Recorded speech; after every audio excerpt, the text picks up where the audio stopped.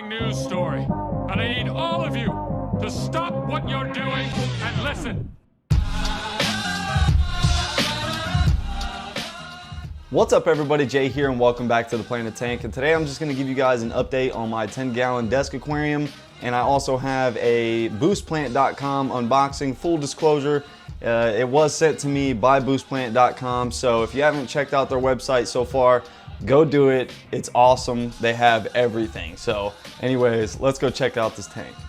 So you might be able to notice that this tank is running CO2 now, and I'm pumping in a little bit more fertilizer than I usually do.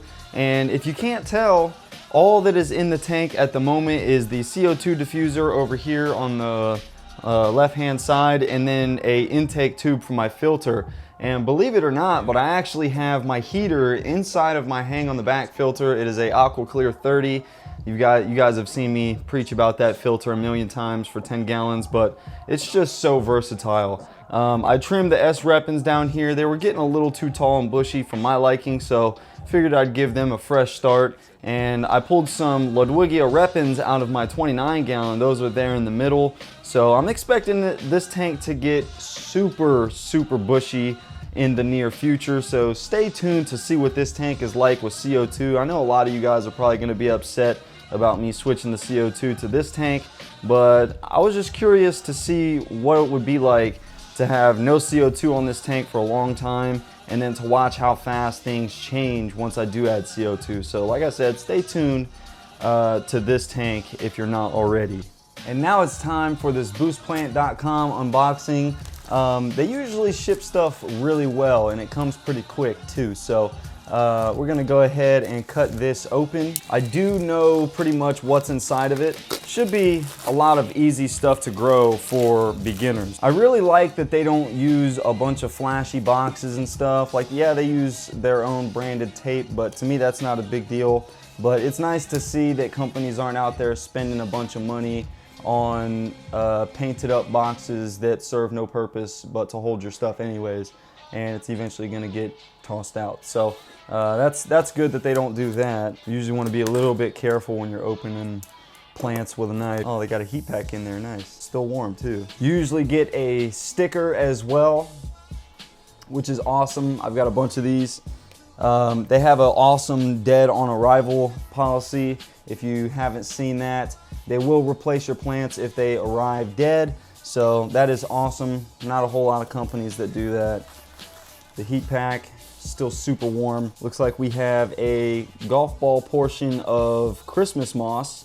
This is funny because I've actually really been wanting some Christmas moss, and they decided to pick this in their round of plants that they sent me. So this is awesome. Thank you, Buce Plant. That is just absolutely awesome.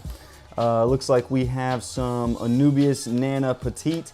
A good thing about these two plants is that these things will pretty much thrive no matter what conditions you put them in, other than highlight. Anubias doesn't really like highlight because it usually turns into an algae magnet because it grows fairly slow. But in low light, super low light, this thing will grow with almost no light at all. It is absolutely awesome. Love this plant.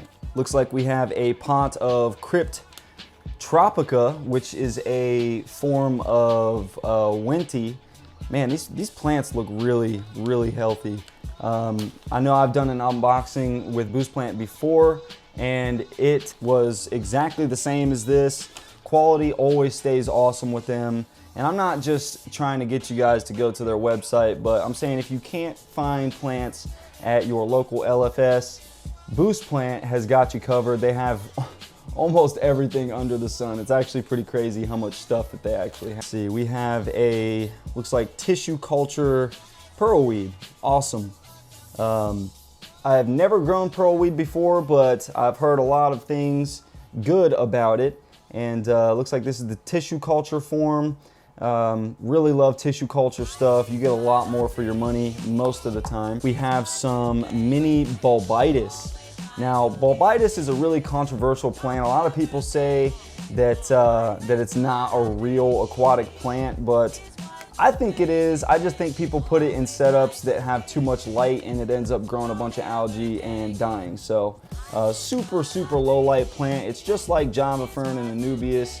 It likes to be attached to hard surfaces. It doesn't like to be planted in the substrate, so keep your eye out for what I'm gonna do with it. Here we have Crypt Loosens or Lucians.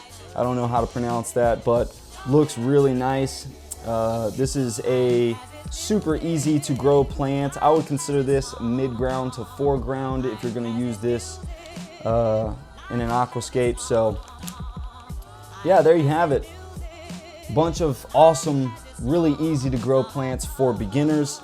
And I'm really excited to show you guys what I'm gonna be doing with these plants, so stay tuned for that. I'm not gonna be showing you that in today's video, but anyways, hopefully you guys enjoyed it. And if you guys are new to this channel, hit the subscribe button and the notification bell, that way you never miss an upload. And if you like this video, hit the like button, and as always, keep it planted.